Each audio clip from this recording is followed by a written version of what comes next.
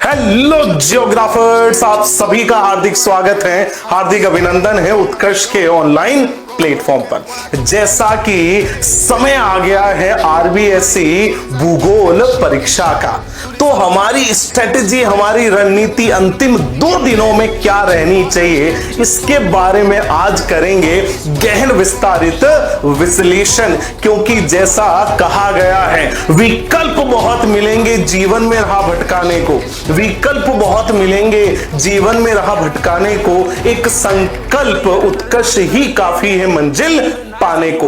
तो ये संकल्प सिद्धि आपको 2 दिनों में इस रणनीति के माध्यम से अपनी मंजिल के और नजदीक लेकर जाने वाली है। तो आप सबका पुनः हार्दिक स्वागत, और चलिए आरंभ करते हैं और बात करते हैं इस रणनीति की कि लास्ट 2 डेज में आपकी स्ट्रेटेजी क्या रहनी चाहिए। चलिए करते हैं आरंभ इस गहन विस्तारित विश्लेषण को।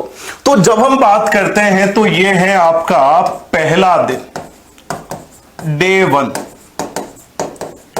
तो डे 1 में आपको पूरा का पूरा ध्यान केंद्रित करना है, फोकस करना है हमारी पाठ्य पुस्तक जो है मानव भूगोल के मूलभूत सिद्धांत पर। देखिए, जो पहला अध्याय मानव भूगोल प्रकृति और विषय क्षेत्र ह्यूमन जियोग्राफी नेचर स्कोप, इसके जितने भी महत्वपूर्ण कॉन्सेप्ट हैं, नियो डिटर्मिनिज्म है, बिल्कुल नवनिश्चयवाद हो गया, संभववाद हो गया, पर्यावरणीय निश्चयवाद हो गया, उसके अलावा ये जो महत्वपूर्ण परिभाषाएं होगी, क्षेत्र विषय क्षेत्र हो गए, इनके ऊपर बात करनी है। पीवाईक्यूज है, उनको एक बार वापस देखना है, किस प्रकार के प्रश्न बने हैं। साथ साथ में बिल्कुल मानचित्र कार्य इसके अंतर्गत नहीं है। जब हम बात करते हैं विश्व जनसंख्या वितरण घनत्व वृद्धि की, तो इसके अंतर्गत घनत्व आपको देखना है, उसका विश्व में वितरण हो गया। कोबे ओसाका कहां है, कटंगा जाम्बिया कॉपर बेल्ट कहां पर है, उसके बाद अशोधित जन्म दर के क्या प्रभाव पड़ेंगे, मृत्यु दर हो गया, प्रवास हो गया, और जो जननांगीय संक्रमण सिद्धांत की 3 महत्वपूर्ण अवस्थाएं हैं, और साथ में थॉमस माल्थस जी ने कौन से विचार प्रस्तुत किए हैं। साथ में पीवाईक्यूज एक बार वापस देखना, और इसमें भी आपको मानचित्र कार्य मूल रूप से देखने को मिलेगा। तो मानचित्रों की सहायता लेते हुए हमें आगे जरूर बढ़ना है। मानव विकास, बिल्कुल क्या योगदान है प्रोफेसर अमर्त्य सेन का, डॉक्टर महबूबुल हक का, स्तंभ कौन से हैं, उपागमें कौन सी है, कौन कौन से सूचकांक हैं, अंतरराष्ट्रीय तुलनाएं, और साथ में हमें यहां पर पीवाईक्यू और मानचित्र कार्य, जो सर्वोच्च एचडीआई वाला देश है, न्यूनतम एचडीआई वाला देश है, इन दोनों को हमें यहां पर जरूर देखना है। प्राथमिक क्रियाएं, द्वितीयक क्रियाएं, तृतीयक, चतुर्थक और पंचम क्रियाएं, अगर हम इनको साथ में देखें तो जितनी इनकी महत्वपूर्ण विशेषताएं हैं उनको हमें पूरा का पूरा फिंगर टिप्स पे याद कर लेना है। मूलभूत जो शब्द हैं, फिजेंडा क्या है, स्वर्ण कॉलर वर्कर कौन से होते हैं, जो सफेद कॉलर श्रमिक कौन से हैं, नीले कॉलर श्रमिक कौन से होते हैं, बिल्कुल मास मीडिया क्या है, चेन स्टोर क्या होते हैं, श्रृंखला भंडार क्या होते हैं, जो महत्वपूर्ण शब्दावली हैं उनके ऊपर आपको ध्यान देते हुए जो पीवाईक्यूज हैं उनको भी एक बार आपको जरूर देखना है शानदार तरीके से। और प्राथमिक क्रिया में जितने भी महत्वपूर्ण मानचित्र हैं, भाई आपसे पूछेंगे डाउन्स कहां है, वेल्स कहां है, पंपाज कहां पर है, तो इन सब का भी आपको ध्यान रखना है। परिवहन, संचार, अंतरराष्ट्रीय व्यापार, दोनों ही अति महत्वपूर्ण अध्याय हैं। मूलभूत संकल्पनाएं कि डंपिंग क्या होती है, मुक्त व्यापार क्या है, बिल्कुल पार महाद्वीपीय साइबेरियन हो गया, राइन हो गया, डेन्यूब हो गया,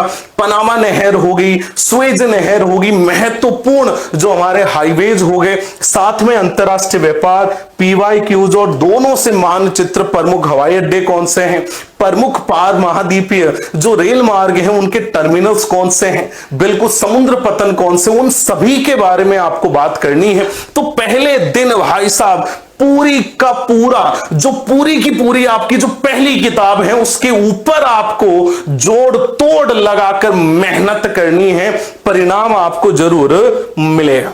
अगर हम बात करें डे 2 की, दूसरे दिन की, तो इसमें भाई साहब आपको बहुत ही बढ़िया तरीके से जो भारत लोग और अर्थव्यवस्था किताब है, उसके ऊपर आपको पूरा ध्यान लगाना है। अब आप यहां पे देखिए, जो पहला अध्याय है उसमें महत्वपूर्ण संकल्पनाएं वितरण की है, घनत्व की है, वृद्धि की है, और संगठन में आपको पता है धार्मिक संगठन, भाषाई संगठन, व्यावसायिक संगठन, शहरी नगरीय संगठन। तो ये महत्वपूर्ण अवधारणाएं पीवाईक्यूज और मानचित्र जरूर ध्यान में रखने, कौन से राज्य का सर्वोच्च जनसंख्या घनत्व है, किसका न्यूनतम जनसंख्या घनत्व है, इन सभी बिंदुओं पर आपको ध्यान देना है। जब हम बात करते हैं मानव बस्तियों की, तो कौन से नगर प्राचीन समय में विकसित हुए, मध्यकालीन आधुनिक नगर कौन से हैं, गुच्छित बस्तियां कौन सी हैं, पल्ली बस्तियां कौन सी हैं, इन सबका आपको विश्लेषण करते हुए पीवाईक्यूज हल करना है। मानचित्र में आपको मेगा नगर जरूर देखना है भाई साहब, ये आपको जरूर ध्यान रखना है।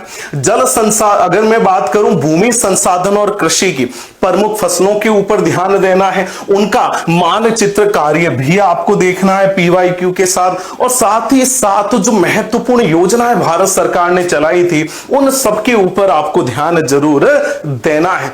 अगला अगर हम बात करें जल संसाधन की, तो जल संसाधन में रालेगांव सिद्धि, जल क्रांति अभियान, भारतीय जल नीति होगी, कौन सी नदी किस शहर में प्रदूषित है, कौन कौन से अधिनियम है, भारत में जल संसाधनों का वितरण हो गया, ये सब हमें यहां पर देखने हैं। बिल्कुल खनिज ऊर्जा संसाधन परीक्षा की दृष्टि से अति महत्वपूर्ण। प्रमुख अगर हम कॉन्सेप्ट की बात करें तो धात्विक खनिजों का वितरण हो गया। जो जीवाश्म ईंधन है उसमें कोयला, पेट्रोलियम महत्वपूर्ण रूप से पूछे जाते हैं। नाभिकीय ऊर्जा और नवीकरणीय संसाधन की संभावना कहां कहां पर है, कौन कौन से राज्य हैं, तो उनके बारे में, और साथ में मानचित्र कार्य तो मूल रूप से आपको करना है। जब हम बात करते हैं भारत के संदर्भ में नियोजन और विकास की, सतत विकास की, तो उसमें नीति आयोग का क्या रोल है, बिल्कुल बात करनी है। सूखा संभावी विकास कार्यक्रम, उसके बाद जब हम बात करते हैं पर्वतीय क्षेत्र विकास कार्यक्रम, जो केस स्टडी है, बरमोर का पूरा आपको विश्लेषण करना है। इंदिरा गांधी नहर का क्या योगदान है, किस तरीके से विकास हुआ, और सतत विकास के उपाय कौन से हैं, ये हमें यहां पर जरूर देखना है।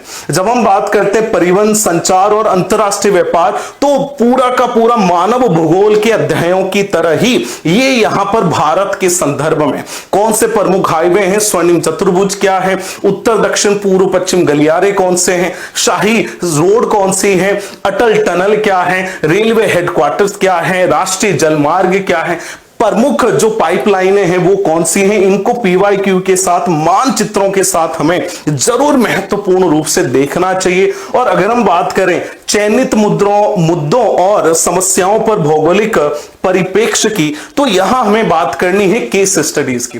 दोराला आपको जरूर पढ़ना है, बिल्कुल। उसके अलावा जो झबुआ की केस स्टडी है, धारावी होगी, रमेश की केस स्टडी है प्रवास से संबंधित, अम्ल वर्षा के क्या प्रभाव हो सकते हैं, नमामि गंगे जो कार्यक्रम है ये महत्वपूर्ण है। तो कुल मिला के आपको समझना है, दोनों दिन की स्टडी पे पूरा का पूरा मेहनत करनी है आपको।